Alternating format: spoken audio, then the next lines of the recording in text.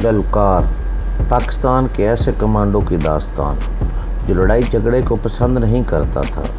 सियासत ने, हालात ने और पुलिस ने उससे उसका प्यार छीन लिया। वो आदमी बेजार हो गया। फिर एक दोस्त ने उसकी ज़िंदगी बदल दी। वो दिन ब दिन फुलादी जिस्म और अरादों का मालिक बनकर अपने और मुल्क दुश्मनों पर टूट पड़ा। दास्तान की तरफ चलने से पहले चैनल को सब्सक्राइब करें, लाइक करें और शेयर करके अपनी मोहब्बत का सबूत दें। शुक्रिया। ललकार किस्त नंबर 35। कादरे का घर रशीद पार्क के इलाके में था। 5-6 मरले का मकान था। मतवस्त आबादी थी। कादरे ने बताया था कि यह किराए का घर है। गली इतनी बड़ी नहीं थी कि गाड़ी पार्क की जा सकती। हमने गाड़ी से बाहर ही खड़ी कर दी। फयाज ने दरवाज़ा खटखटाया। अंदर से सहमी हुई नस्वानी आवाज़ में पूछा गया, कौन? मैं फयाज हूँ फूफी जी। चंद सेकंड बाद एक परेशान चेहरे वाली 40-45 साल औरत ने दरवाज़ा खोल दिया। फयाज ने उसे सलाम किया, जिसका जवाब सपाट लहजे में दिया गया। फयाज ने कहा, फूफी जी ज़रा बैठक का दरवाज़ा खोल दें, मेरे साथ 2 मेहमान भी आए हैं। डेढ़ उम्र औरत पहले ही तजब्जब में थी। मेहमानों का सुनकर मज़ीद तजब्जब में मुब्तला होगी। उसने सरतपा हमारा जायज़ा लिया, फिर उलझी सी अंदर चली गई। चंद सेकंड बाद ही गली में खुलने वाले एक दूसरे दरवाजे पर आहट हुई। यकीनन ये बैठक का दरवाज़ा था। दरवाज़ा खुला और हम अंदर चले गए। इसी दौरान मोबाइल फ़ोन की बेल होने लगी। ये कादरे वाला फ़ोन था। इमरान ने मुझे थमा दिया और मैंने अपनी जेब में डाल लिया था। फ़ोन स्क्रीन पर सिद्दीकी साहब के अल्फाज चमक रहे थे। इमरान ने भी नाम पढ़ा, फिर इशारे से मुझे कहा, मैं कार रिसीव करूँगा मगर खामोश रहूँगा। मैं इशारे से कहा, मुझे कहा कि मैं कार रिसीव करूँगा, खामोश रहो। मैंने कार रिसीव की। दूसरी तरफ सिद्दीकी की परेशान आवाज़ आई, क्या बात है कादर? हेलो, कहाँ हो तुम? हेलो, मैं 10 मिनट से दरवाज़ा खटखटा रहा हूँ, बेल दे रहा हूँ। Hello hello. मैंने फ़ोन बंद कर दिया। क्या कह रहा था? इमरान ने सरगोशी में पूछा। लगता है वो मजीद मिट्ठू के घर के बाहर खड़ा है। इसका अभी तक ये ख्याल है कि कादर वहाँ घर के तय खाने में है। इमरान ने कहा, हमें यहाँ ज़्यादा वक्त नहीं लगाना चाहिए। अगर हो सके तो इमरान की बात मुंह में ही रहेगी। डेढ़ उम्र औरत दम से सोफे पर बैठ गई। उसकी पेशानी पर पसीना आ रहा था और सांसें तेज़ तेज़ चल रही थी। फूफी जान, फयाज पुकारा। उसने तेज़ से आगे बढ़कर डेढ़ उम्र औरत को संभाला। फिर उसने आवाज़ दी, कंवल कंवल।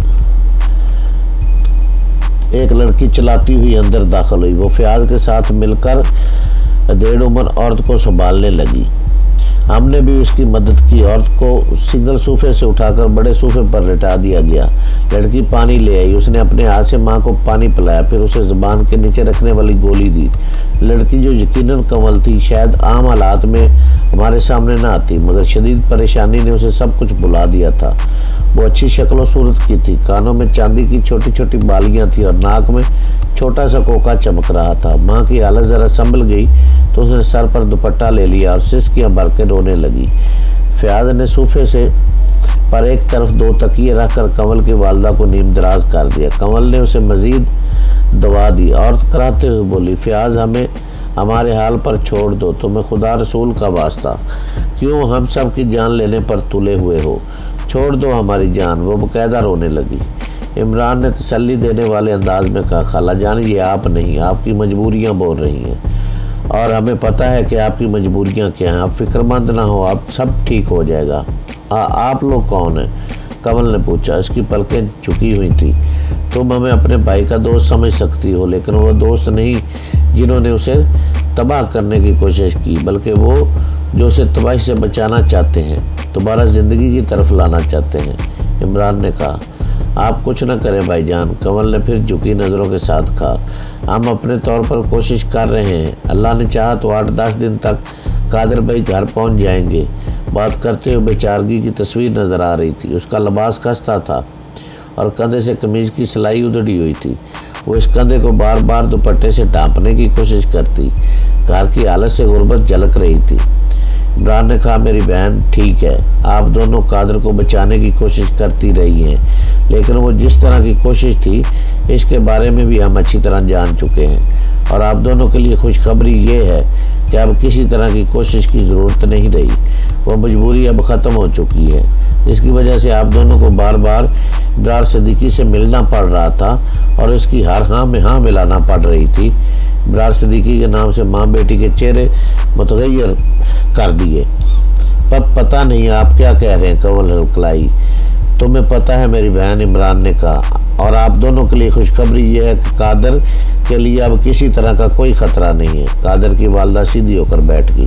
عمران نے بات جاری رکھتے ہوئے کہا، اگر دیکھا جائے تو قادر کے لیے کبھی کوئی بڑا خطرہ تھا ہی نہیں۔ بے شک اس نے جرم کیا ہے، مگر کچھ لوگوں نے اپنا الو سیدھا کرنے کے لیے اس جرم کا سارا بوجھ قادر پر ڈالا۔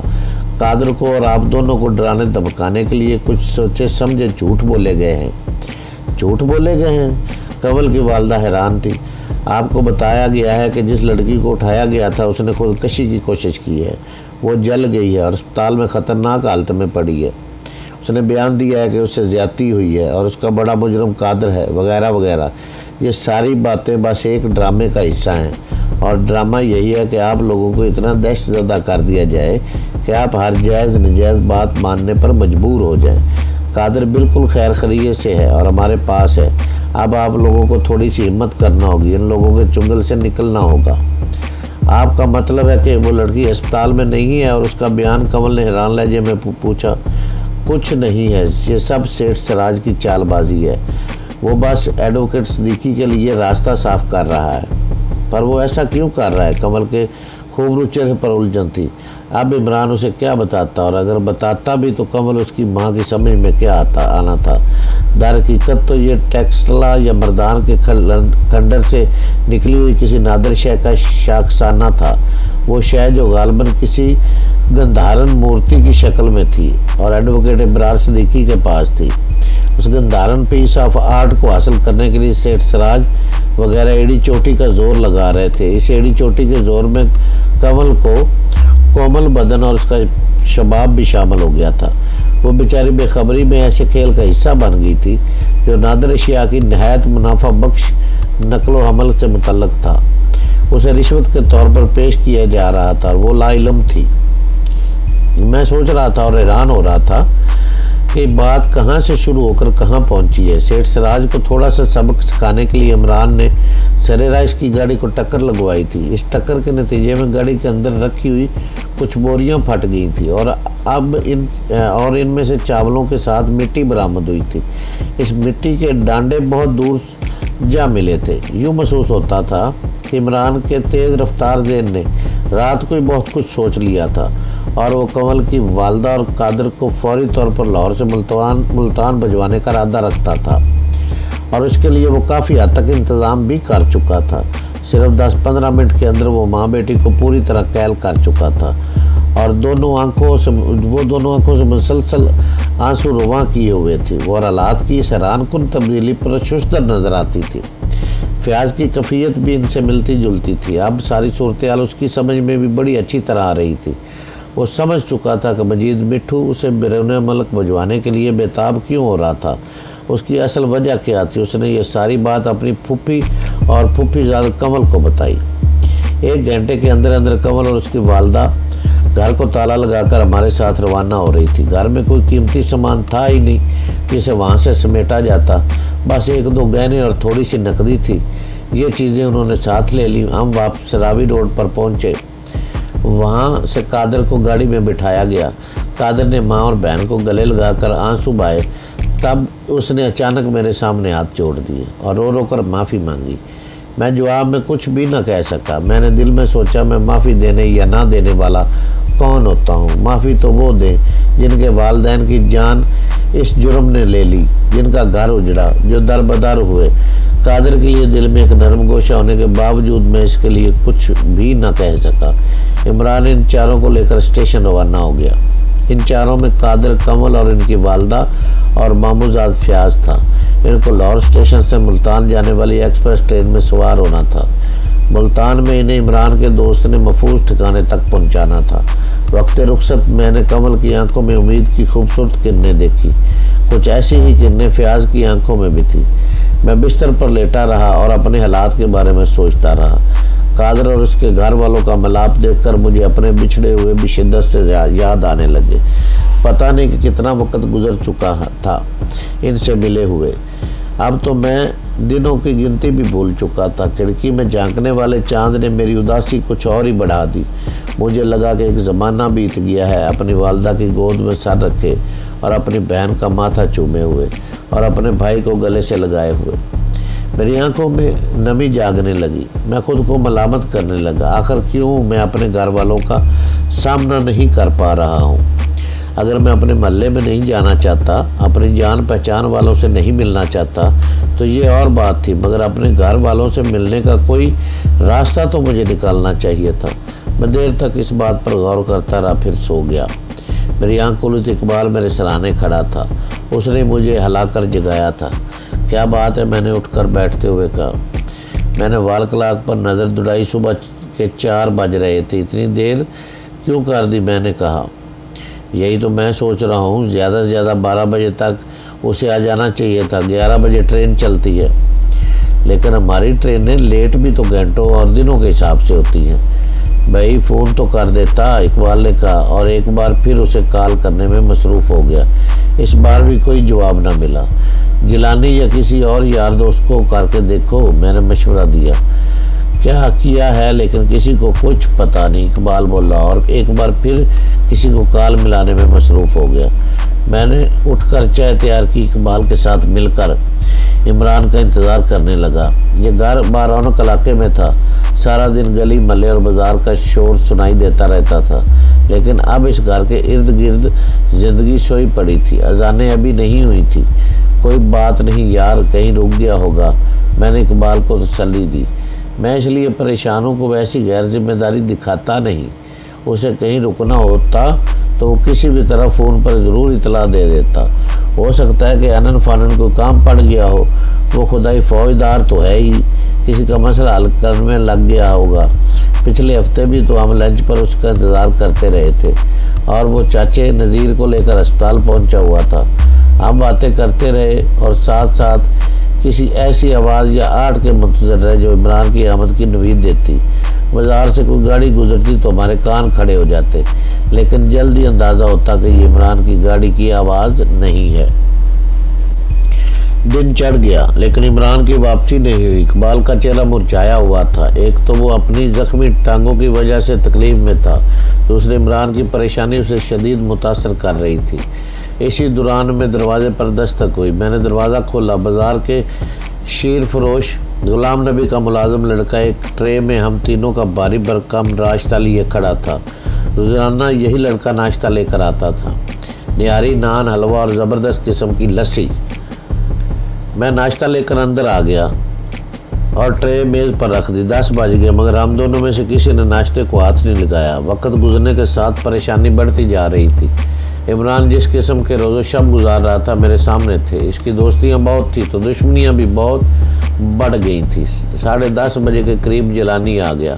उसने कहा, रेलवे स्टेशन से होकर आ रहा हूँ। मुल्तान जाने वाली ट्रेन अब सिर्फ 15-20 मिनट की तखीर से 11:15 बजे रवाना हो गई थी। कहीं और भी पता किया है, इकबाल ने पूछा। म्यू अस्पताल गंगाराम की इमरजेंसी देख कर आया हूँ, सरफराज ने कहा। वो आसपास के 2-3 थानों में पता कर ले, मगर लगता नहीं कि उससे कोई फ़ायदा होगा। अगर हीरो भाई ने रब्ता करना होता तो वो कहीं से भी कर सकते थे। या तो वो कहीं बुरी तरह फंस गए हैं या जानबूझकर रब्ता नहीं करना चाह रहे। कहीं आज़ाद होने के बाद इस कादर लंबे ने कोई चक्कर न चला दिया हो, जिलानी ने कहा। लगता तो नहीं ऐसे, इकबाल ने नफ़ी में इशारे लाया। वो तो बस अपनी जान बचाने की फ़िक्र में था। सेठ सिराज वगैरह का असल चेहरा भी उसने देख लिया। वो इनसे दूर चला जाना चाहता था। अगले 3-4 घंटे भी शदीद परेशानी में गुजरे। कहीं से इमरान का फ़ोन आया, ना उसकी कोई गाड़ी का सुराग मिला। कादर का मोबाइल भी इमरान ही के पास था। इस नंबर पर भी इकबाल और जिलानी ने बहुत सी कॉलें की, मगर किसी का जवाब न मिला। इसी दौरान में सर्कस से असिस्टेंट मैनेजर अब्बास का फ़ोन आ गया। उसे इमरान की गुमशदगी की इतला हो चुकी थी और वो बेहद परेशान था। अपने तौर पर भी वो इमरान को ढूंढने में लगा हुआ था। सर्कस से फ़ोन आया तो मेरा ध्यान शहीन की तरफ चला गया। वो इमरान की गर्लफ्रेंड थी, कम से कम इमरान कहता तो यही था। वो अक्सर सर्कस में और फिर फ़ोन पर भी इससे छेड़छाड़ करता रहता था।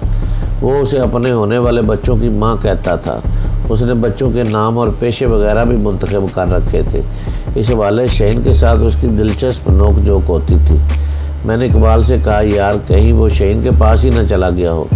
نہیں یار، اس کے بارے میں وہ اتنا سنجیدہ نہیں کہ رات گزارنے اس کے پاس چلا جائے۔ مگر شہین کا بھی تو کوئی فون نہیں آیا۔ اگر سرکس میں اس کا کہ گم ہونے کا پتہ چل گیا تو شہین کو معلوم ہوگا، کیا ہو جانا چاہیے تھا۔ لیکن ضروری نہیں ہو سکتا ہے کہ عباس نے جان بوجھ کر یہ خبر شہین سے چھپائی ہو۔ وہ بڑی جلدی میں رونا دھونا شروع کر دیتی ہے۔ پتہ نہیں کیوں مجھے چند گھنٹوں کے اندر اندر اپنے ارد گرد ایک خلاصہ محسوس ہونے لگا۔ عمران کی شخصیت اتنی سحر انگیز تھی کہ اس کی غیر موجودگی کو نظر انداز کیا ہی نہیں جا سکتا تھا۔ وہ آواز پر چھا جاتا تھا، دل و دماغ میں سرایت کر جاتا تھا۔ میں سوچنے لگا، ایک دن وہ تھا کہ ایک میڈیکل سٹور کے سامنے وہ مجھے سر راہ ملا تھا اور میں اسے پیچھے چھڑانا چاہ رہا تھا، لیکن وہ میرے مردہ جسم کے ساتھ زندگی بن کر چمٹ گیا تھا۔ میں 2-3 روز کوشش کر رہا تھا کہ موقع ملتے ہی اس کے پاس سے کہیں کھسک جاؤں، لیکن آج یہ صورتحال تھی کہ اس کی غیر موجودگی مجھے اندر سے کھوکھلا کر رہی تھی۔ مجھے یوں محسوس ہوا کہ اپنی تمام تر پریشانیوں کے ساتھ میں ایک دم اکیلا رہ گیا ہوں۔ کسی کی خوبصورت مسکراہٹ، کسی کی چوڑی چھاتی اور مضبوط بازوؤں نے میرے ارد گرد حفاظت کا جو احسار سا بنا رکھا تھا وہ بھی ایک دم ٹوٹ گیا ہے۔ میں اسے دوبارہ دیکھنے اور اس سے ملنے کے لیے بے چین ہو گیا۔